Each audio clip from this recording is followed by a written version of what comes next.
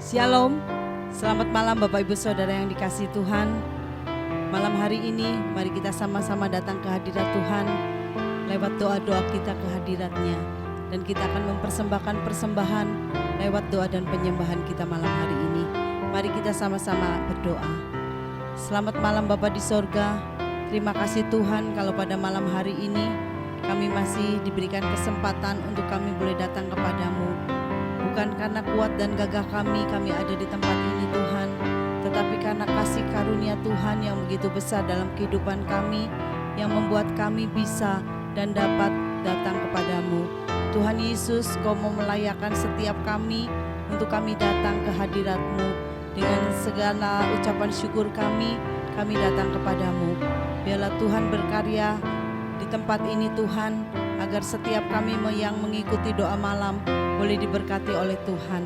Meskipun pada malam hari ini Tuhan kami masih ibadah online, tetapi kami percaya Tuhan berkat yang sama sudah Engkau curahkan bagi kami semua. Di dalam nama Yesus kami menyerahkan ibadah doa kami ke dalam tangan-Mu. Haleluya, amin.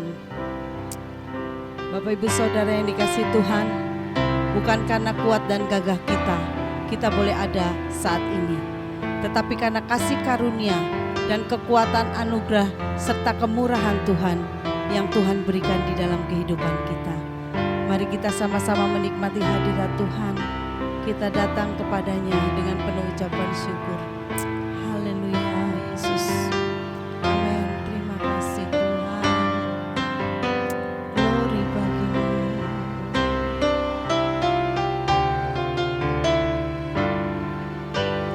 Bukan dengan kekuatanku ku dapat jalani hidupku, tanpa Tuhan yang di sampingku ku tak mampu sendiri. Engkaulah kuatku yang menopangku. Ku pandang wajah-Mu dan berseru, pertolonganku datang dari-Mu. Peganglah tanganku, jangan lepaskan. Kaulah harapan dalam hidupku. Amin. Terima kasih Tuhan. Bukan dengan kekuatanku ku dapat jalani hidupku, tanpa Tuhan yang di sampingku ku tak mampu sendiri. Engkaulah kuatku yang menopangku. Ku pandang wajah-Mu dan berseru, pertolonganku datang dari-Mu. Peganglah tanganku, jangan lepaskan. Kaulah harapan dalam hidupku. Kami datang kepadamu Tuhan. Haleluya. Bukan dengan kekuatanku ku dapat jalani hidupku, tanpa Tuhan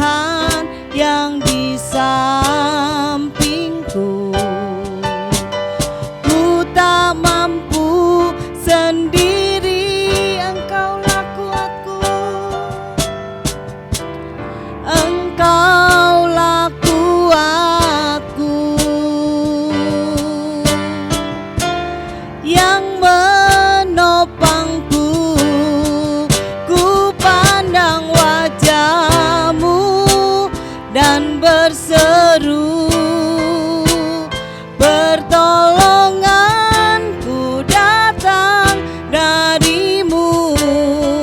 Peganglah tanganku, jangan lepaskan. Kaulah harapan dalam hidupku. Ku pandang wajah-Mu dan berseru, pertolonganku datang darimu. Peganglah tanganku, jangan lepaskan. Kaulah harapan dalam hidupku. Ku pandang wajah-Mu dan berseru, pertolonganku datang darimu. Peganglah tanganku, jangan lepaskan. Kaulah harapan dalam hidupku.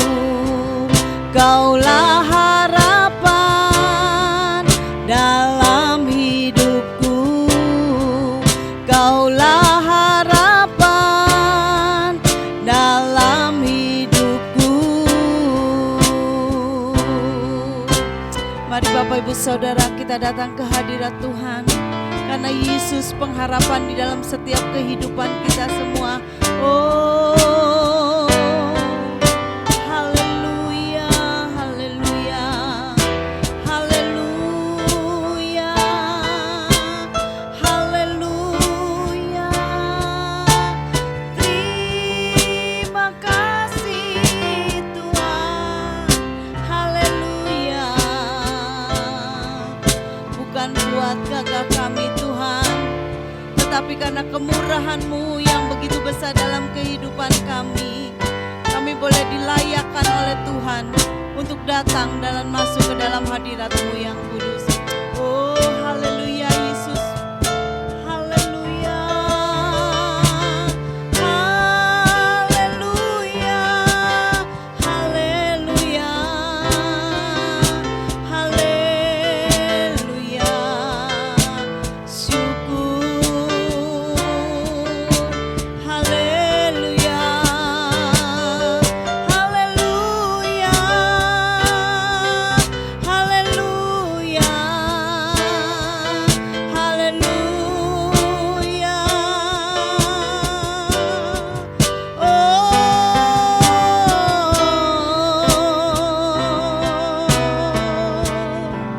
Kami sembah Engkau Tuhan, haleluya.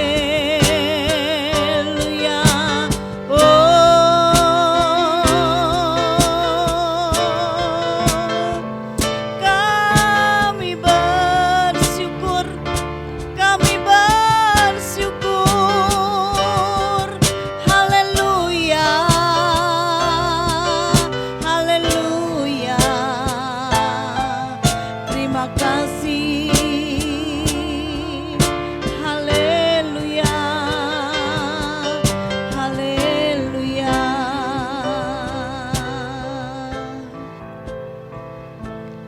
Kami merasakan kemurahan Tuhan itu di dalam setiap kehidupan kami Tuhan.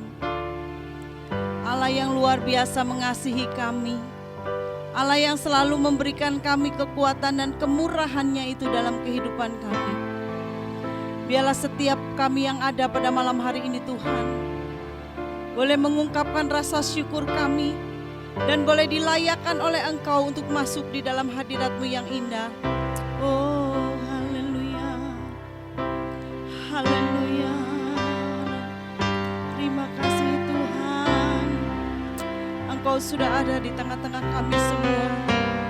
Engkau sudah beracara di dalam setiap kehidupan kami semua. Hanya kemurahan-Mu Tuhan yang ada di dalam kehidupan kami, sehingga kami mampu melalui segala-galanya bersama dengan Engkau. Amin. Haleluya. Glory bagi-Mu.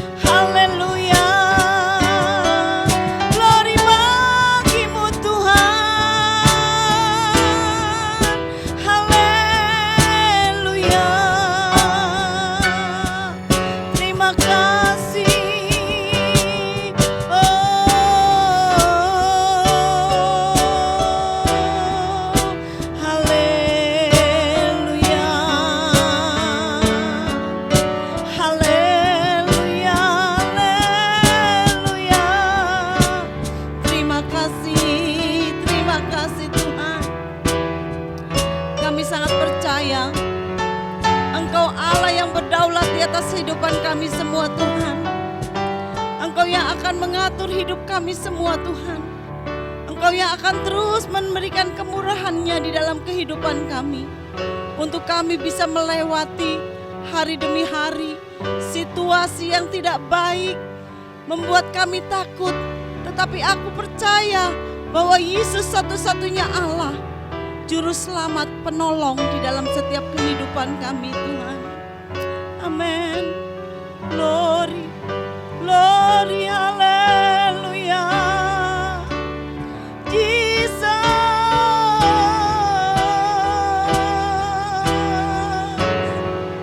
Haleluya.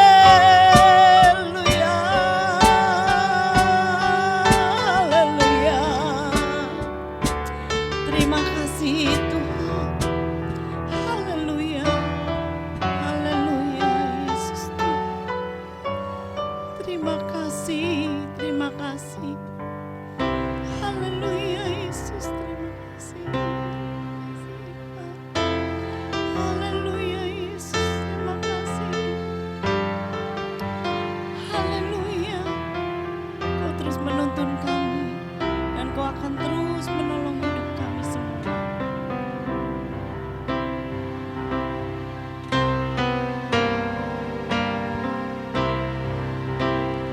Aku percaya berkat-Mu atasku melimpah, kebajikan, kemurahan selalu mengikutiku. Ku puji, ku sembah Kau Tuhan, aku percaya. Aku percaya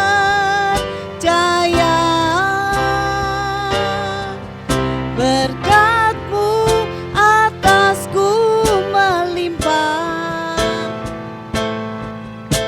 kebajikan, kemurahan selalu mengikutiku. Ku puji, ku sembah Kau Tuhan. Amin.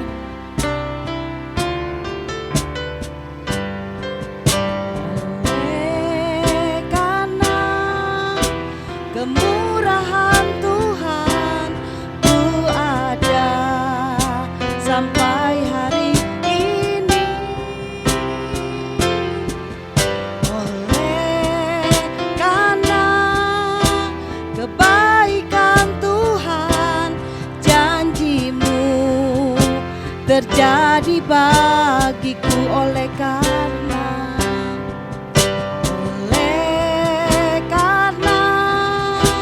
kemurahan Tuhan, ku ada sampai hari ini.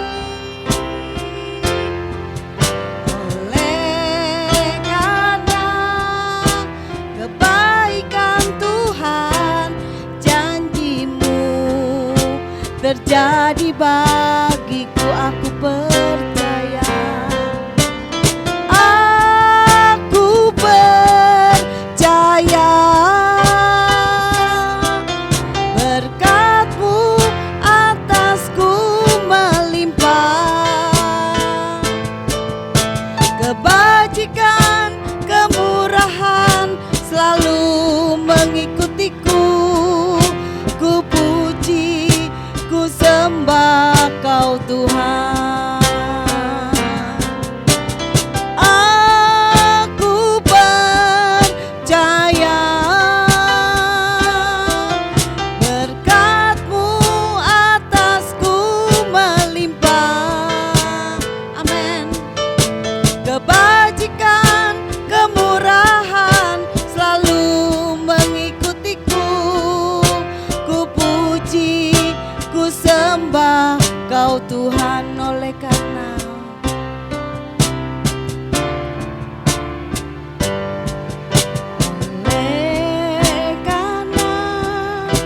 kemurahan Tuhan, ku ada sampai hari ini.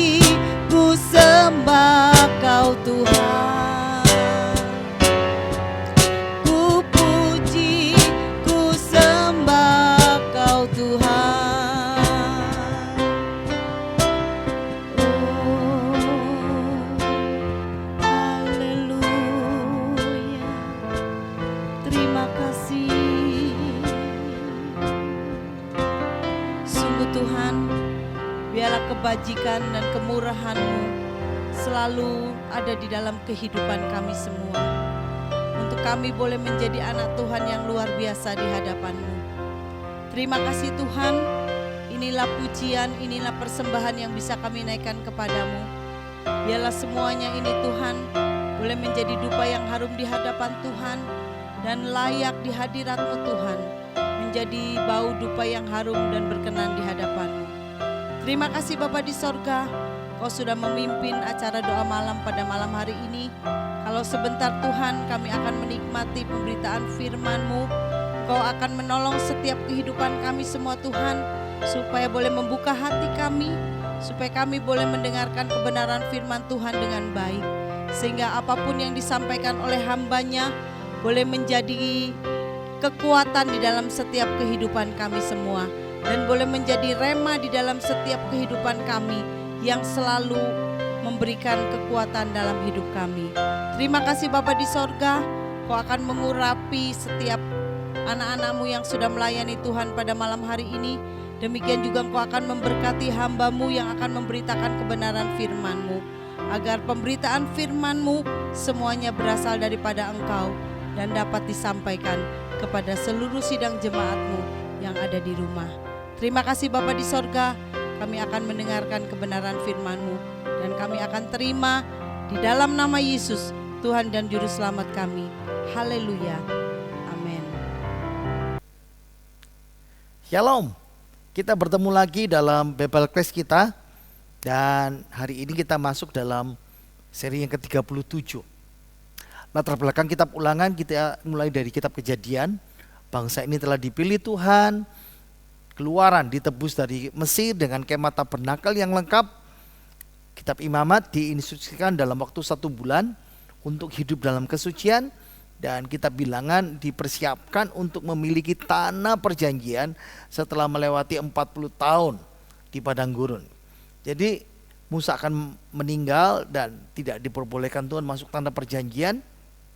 Itu sebabnya kitab Ulangan ini para pendengarnya mendengar 4 khotbah Musa sebagai kata-kata terakhir Musa, memperlengkapi generasi baru untuk masuk tanah perjanjian. Nah, kata kunci kitab Ulangan adalah renewal, pembaharuan perjanjian Musa, perjanjian Sinai yang disampaikan 40 tahun yang lalu. Ayat kunci kitab Ulangan adalah, dengarlah hai orang Israel, Tuhan itu Allah kita, Tuhan itu Esa. Kasihilah Tuhan Allahmu dengan segenap hatimu dan dengan segenap jiwamu dan dengan segenap kekuatanmu. Ulangan, pembaharuan perjanjian Musa.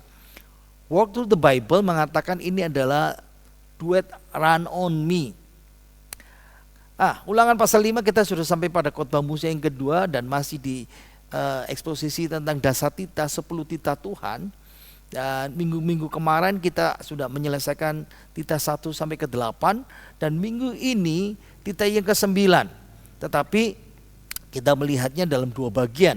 Minggu ini bagian yang pertama. Ayo kita baca ayat yang bersama-sama. Jangan mengucapkan saksi dusta tentang sesamamu. Nah, dalam perjanjian baru hukum ini disampaikan beberapa ayat, ya. Lihat ya di sini ya, kitab Keluaran pasal yang ke-20 ayat yang ke-16 hukum yang pertama, dan Ulangan hari ini pasal 5 ayat yang ke-20 ini adalah hukum yang kedua.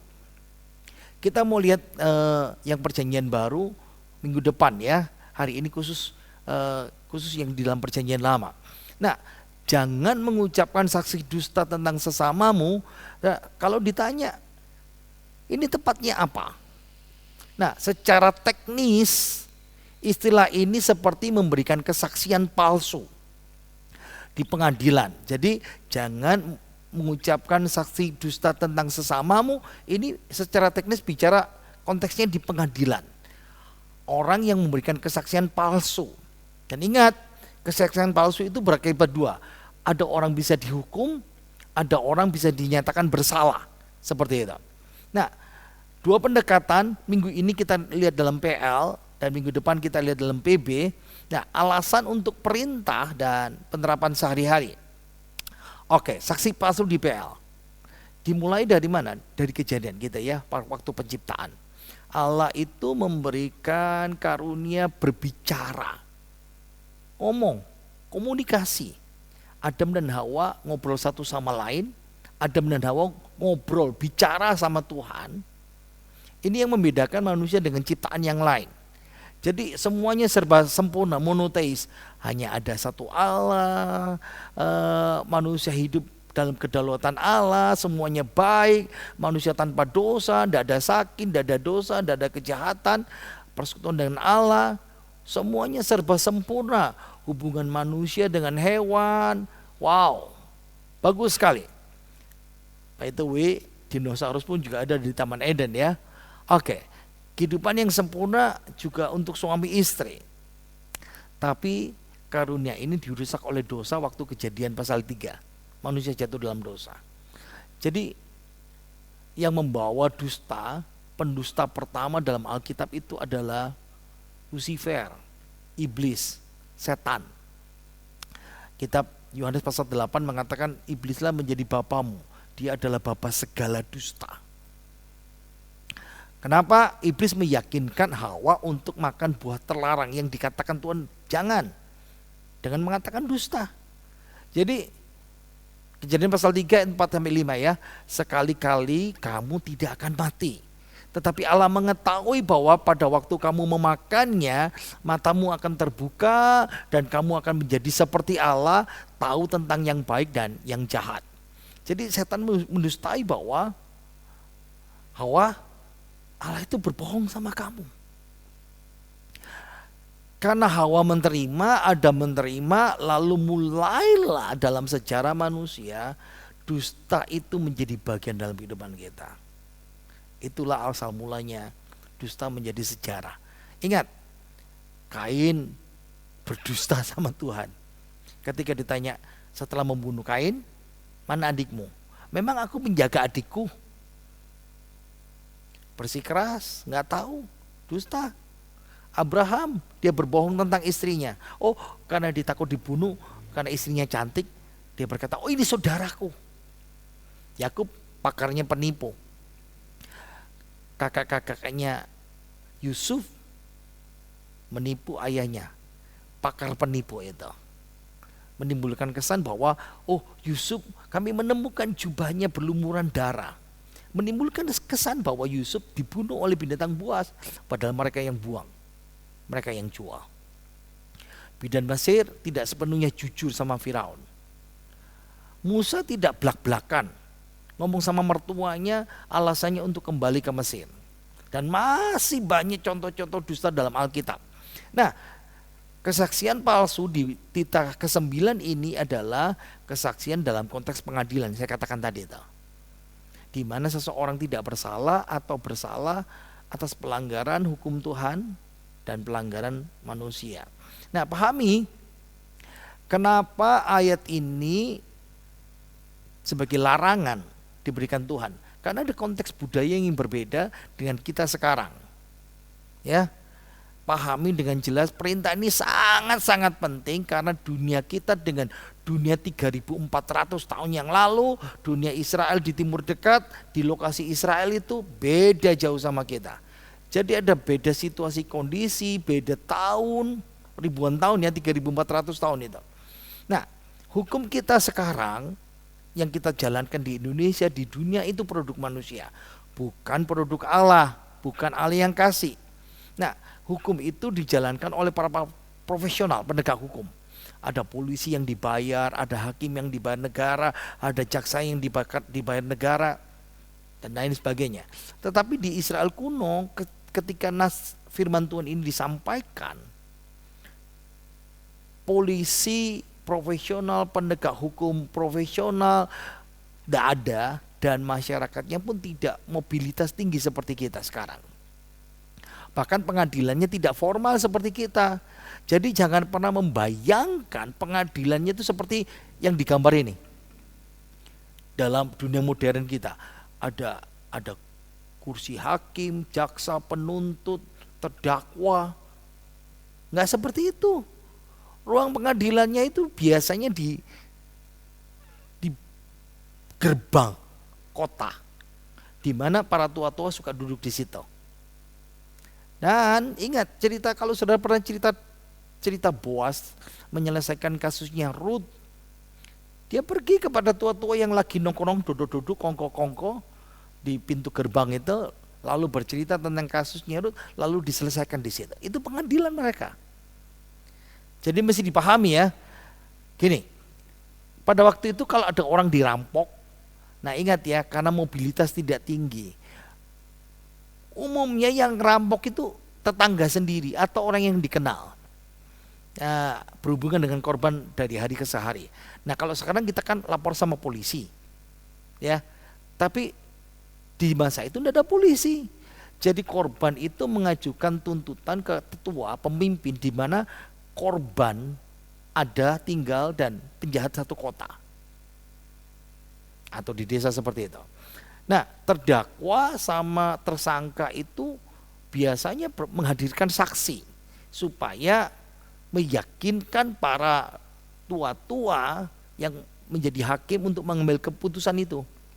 Nah, hukuman langsung begitu selesai, begitu ketahuan, begitu keputusan diambil, langsung hukuman terjadi dilaksanakan. Nah, eksekutornya bukan polisi, bukan jaksa, bukan kehakiman yang dibawa ke penjara, enggak. Orang yang mengajukan tuntutan itu yang menghukum langsung. Jadi ingat ya, enggak ada penjara. Yang bersalah masuk penjara, enggak ada. Yang bersalah langsung bayar ganti rugi. Ganti ruginya langsung, ya, membayar kejahatan. Misalnya kalau merugikan domba ya balas domba. Tapi kalau misalnya tubuh yang dirugikan, ada namanya hukum lex talionis. Apa itu?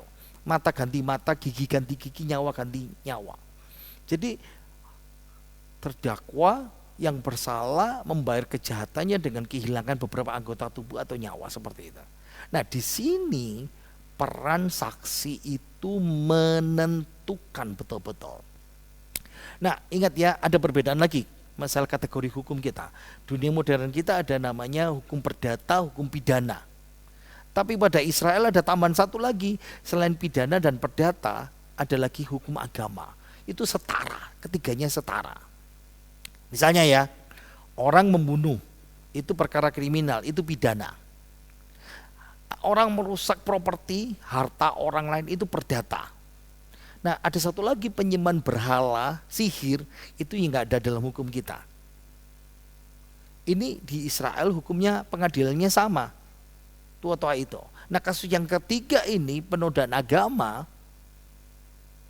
hukumannya langsung dirajam, biasanya seperti itu. Nah, makanya di sini sekali lagi peran saksi itu betul-betul sebagai penentu. Kalau terdakwa dinyatakan bersalah, langsung saksi jadi eksekutor. Wah, ini ngerinya begitu. Tidak boleh salah. Ya, dalam Talmud Babylon Sanhedrin itu dalam kasus ancaman hukuman mati, darah si terdakwa dan semua bakal keturunannya orang dinyatakan keliru bersalah itu ditanggung atas saksi, yang saksi palsu itu.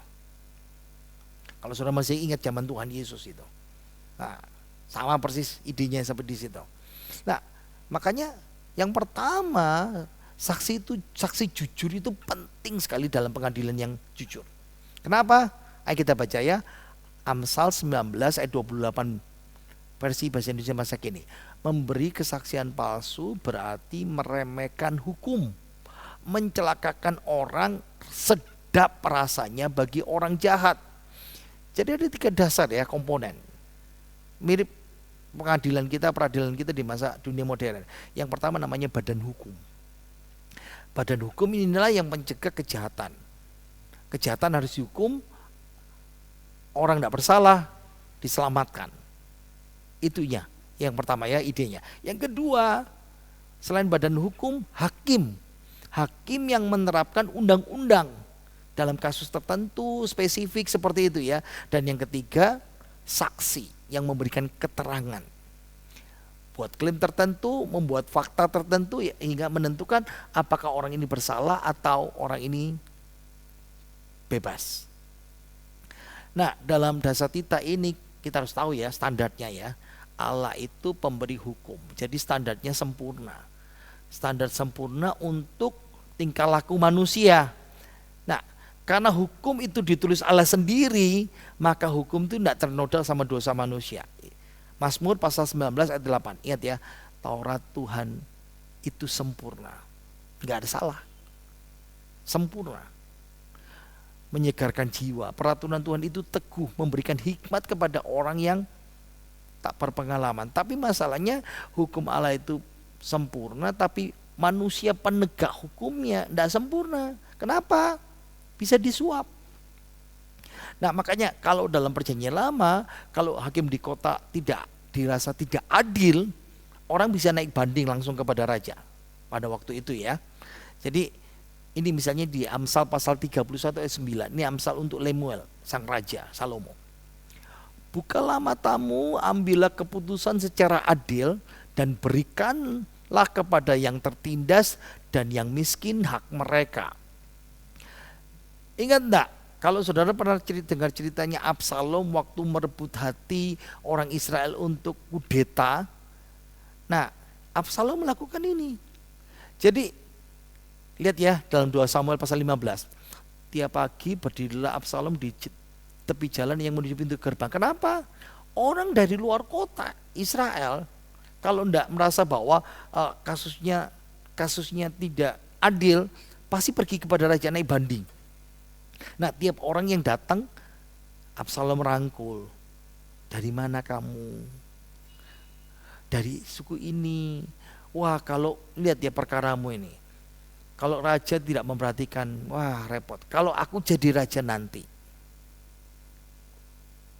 Jadi dia niat untuk menjadi hakim untuk Israel, berarti kudeta jadi raja. Balik lagi ya. Oke, yang kedua. Nah, pengadilan yang adil itu penting supaya kebenaran itu bisa menang. Kenapa? Karena suap itu membuat buta kebenaran, memutarbalikkan kebenaran. Jadi ada hubungan erat ya antara keadilan dan kebenaran. Itu penting, saling memiliki satu dengan yang lain. Yang ketiga, kesaksian palsu itu penghalang antara manusia dengan Tuhan, dengan Allah, penghalang ibadah. Mazmur 15 katakan, Mazmur Daud, Tuhan, siapa yang boleh menumpang dalam kemahmu, siapa yang boleh diam di gunungmu yang kudus, yaitu dia yang berlaku tidak tercela, yang melakukan apa yang baik dan mengatakan kebenaran dengan segenap hatinya.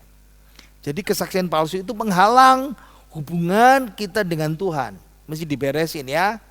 Nah, yang keempat, kesaksian palsu itu pelanggaran hak dan merugikan sesama. Amsal 11 ayat 9 ya, dengan mulutnya orang fasik membinasakan sesama manusia, tetapi orang benar diselamatkan oleh pengetahuan. Amsal 25 ayat 18 versi bahasa Indonesia masa kini ya, tuduhan palsu, saksi dari saksi palsu itu dapat mematikan. Seperti apa? Seperti pedang, seperti palu, seperti panah yang tajam. Nah, kita lihat ya bagian dekalog kita. Ingat, hormatilah ayahmu dan ibumu dan seterusnya, termasuk hukum ke-9 hari ini. Ini bagian kedua dari dekalog. Ini tanggung jawab kita kepada sesama. Jadi lihat ya, kesaksian palsu itu pelanggaran. Tapi kesaksian benar itu kewajiban kita kepada sesama.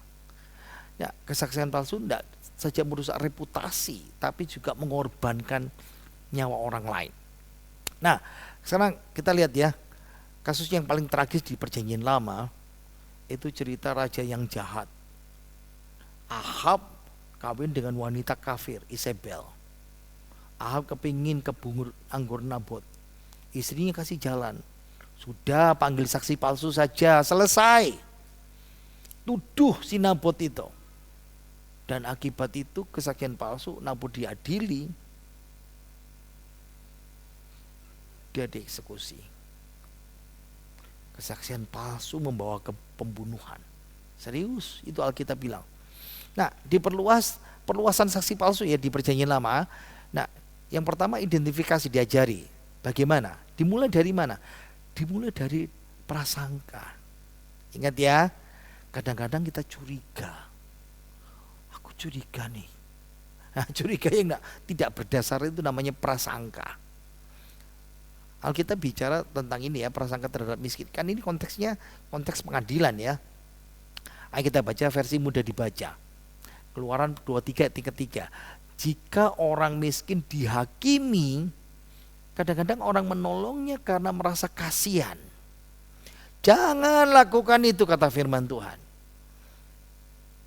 Karena kasihan dia orang miskin padahal dia salah. Ya, sama ya. Keluaran 23 ayat yang ke-6. Dalam pengadilan jangan tolong orang miskin hanya karena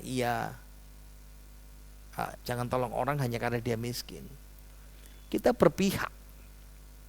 Atau prasangka kepada si kaya, si berkuasa ya. Imamat 19 ayat 15 versi mudah dibaca. Firman Allah yang hidup. Berlakulah adil dalam memutuskan perkara. Jangan bedakan antara kaya dan miskin. Bukan berarti orang kaya pasti jahat, orang miskin pasti betul. Atau orang miskin pasti kalah, orang kaya pasti benar, pasti menang. Enggak, perlakukan mereka dengan sama adil, kata firman Tuhan. Nah, yang berikutnya apa? Identifikasi. Coba, kadang-kadang kita ini tunduk sama mayoritas suara terbanyak. Lihat ya, Keluaran 23 ayat yang kedua versi firman Allah yang hidup. Ingat ya, dalam konteks pengadilan, janganlah ikut dengan komplotan orang yang merencanakan kejahatan. Komplotan. Apabila menjadi saksi di pengadilan, janganlah kamu memutarbalikkan kebenaran karena hendak mengikuti suara terbanyak itu. Ingat ya, mayoritas belum tentu benar. Nah, ini yang sedang terjadi di negara kita Indonesia.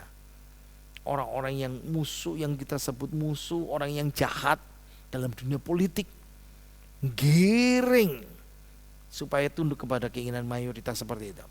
Nah, yang berikutnya, kebencian. Ingat ya, identifikasi yang berikutnya. Kalau kita punya rasa benci, rasa bermusuhan, lalu itu yang membuat kita terdorong untuk ngomong bohong. Kenapa? Kita mau balas. Imamat 19 ayat 18 ya. Janganlah engkau menuntut balas dan janganlah menaruh dendam terhadap orang-orang sebangsamu, melainkan kasihlah sesama manusia seperti dirimu sendiri. Akulah Tuhan. Karena kita benci ya, karena kita dendam, lalu bohong tentang orang lain. Nah, ingat ya, suap tadi sudah dibahas. Suap itu membutakan hakim, membutakan orang terhadap kebenaran, membalikkan perkara. Oke, perluasan apa lagi? Yang kedua, ingat ya, ternyata Alkitab juga mengajar perlindungan terhadap terdakwa. Jadi apa itu? Kalau ada orang menuduh dan yang nuduh itu cuma satu, saksinya satu, tidak boleh dieksekusi. Paling tidak 2-3 saksi untuk menolong keterangan saksi yang tidak lengkap itu. Makanya itu kan digiring Tuhan dalam perjanjian baru. Bawa 2-3 orang saksi untuk meyakinkan, membuat orang lain bertobat. Itu idenya di situ. Nah, dalam kasus misalnya ada cuma satu saksi saja ya, pelanggaran tertentu, non kapital misalnya batas tanah.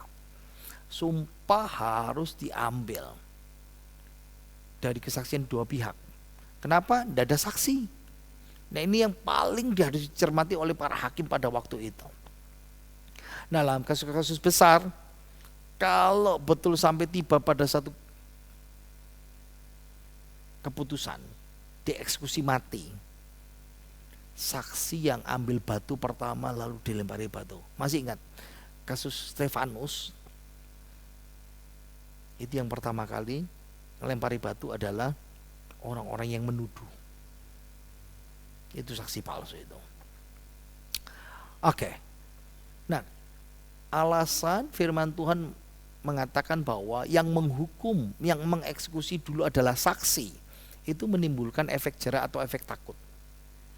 Waduh, aku bunuh orang ya, aku bunuh orang tidak bersalah ya. Dan itu juga menghentikan beberapa orang lain yang terhasut, atau supaya orang yang di masa-masa mendatang tidak mau jadi saksi palsu seperti itu. Punya nurani kan? Nah, kalau terbukti kesaksiannya, ingat saksi palsu yang dihukum dengan apa yang dituduhkan dan hukumannya harus sama seperti itu. Makanya ngeri sekali di perjanjian lama itu ya. Nah, perluasan saksi yang ketiga apa? Hukum meminta pertanggungjawaban individu. Maksudnya begini, jangan diam, cobalah berinisiatif kalau ada pelanggaran hukum. Jadi kalau orang Israel begitu mengetahui ada pelanggaran hukum, dia wajib melakukan proses korektif, lapor kepada tua-tua di situ.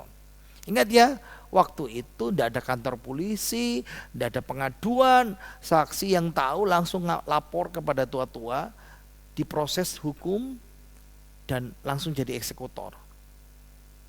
Itu Tuhan katakan seperti itu.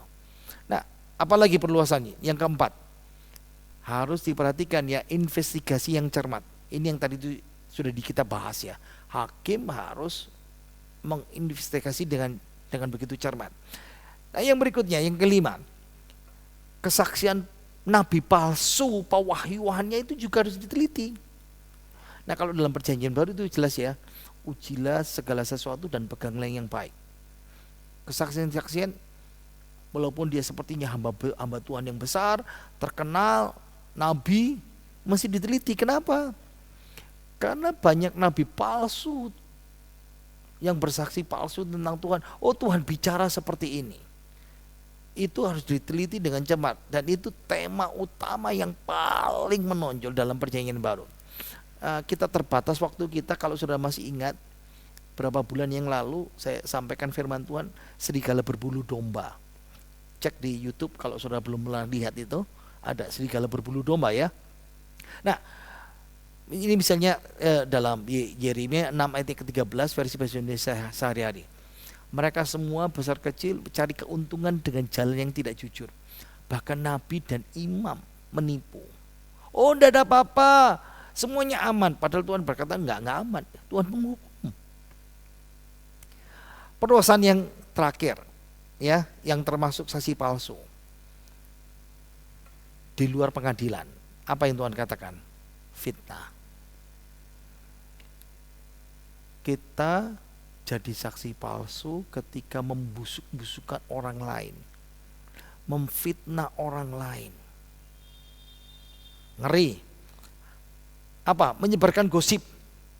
Jangan sebarkan kabar bohong, hoax, gosip. Jangan menolong orang jahat memberikan kesaksian yang tidak benar seperti itu. Ingat ya, hoax itu kesaksian yang ceroboh, kosong dan sia-sia. Tidak ada isinya. Itu dikutuk Tuhan. Kesaksian yang tidak tepat melampaui fakta dan pengetahuan aktual itu palsu. Makanya ini yang paling banyak ya. Cobalah jadi cerdik, be smart, pinter. Kenapa? Lihat ya, ini contohnya di sini ya. Lihat ya. Kadang-kadang orang suka kutip. Menurut ahli ini, menurut ahli itu. Benar apa enggak? Selidiki dengan betul-betul seperti itu. Ya. Oke, apalagi jadi kaki tangan dari pencuri, kaki tangan kejahatan. Orang yang bekerja sama dengan pencuri berarti membenci dirinya. Kalau ia berterus terang dalam pengadilan, di mana dia akan dijatuhi hukuman, tapi kalau dia diam saja, terkena kutukan Allah. Ingat ya.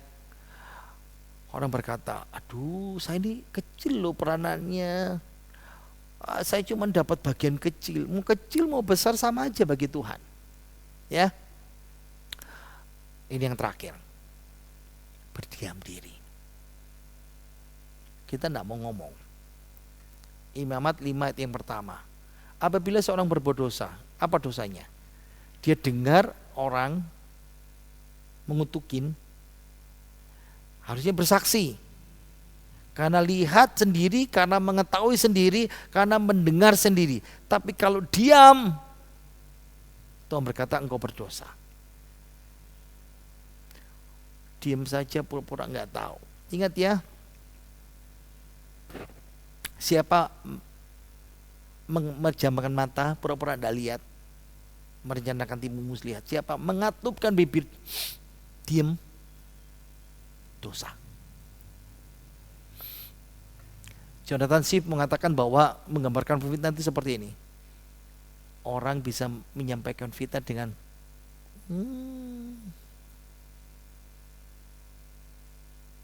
itu bahasa tubuh yang jahat. Ada orang lain ngomong, Robert Louis Stevenson, dia berkata seperti ini. Kebohongan yang paling kejam, kita diam saja. Ada orang diserang, kita tahu itu tidak betul, tapi kita ngangguk. Engkau saksi jahat, saksi palsu. Atau gak tahu saya, gak tahu, tapi kita tahu. Dosanya tidak kentara, jahatnya tidak kentara, tapi sama mematikan. Hati-hati jadi saksi palsu. Bagian pertama kita tutup sampai di sini. Minggu depan kita masuk dalam perjanjian baru. Mari kita berdoa. Bapa kami dalam surga, kami bersyukur untuk kebaikan-Mu. Kami sudah menyelesaikan hari ini pelajaran tentang Bible Class. Jangan menjadi saksi palsu, saksi dusta untuk sesama kami. Titik yang ke-9. Kiranya minggu depan kami boleh belajar kembali. Berkati jemaat-Mu, berkati hamba-Mu, urapi kami semuanya, dan menjadi berkat yang luar biasa. Dan kiranya kami boleh disegarkan, kami boleh dikuatkan, kami boleh ditegur oleh firman-Mu. Mari kita buka tangan kita. Diberkatilah hidup kita hari ini. Kiranya berkat damai sejahtera dari Allah Bapa, Putra dan Roh Kudus berkati hidup kita, berkati kesehatan kita, anak cucu menantu kita, dan kesehatan kita, dan semua hidup kita mulai hari ini dan sampai selama-lamanya. Dalam nama Tuhan Yesus Kristus. Dan kita semua yang percaya berkata, amin. Tuhan berkati kita semuanya.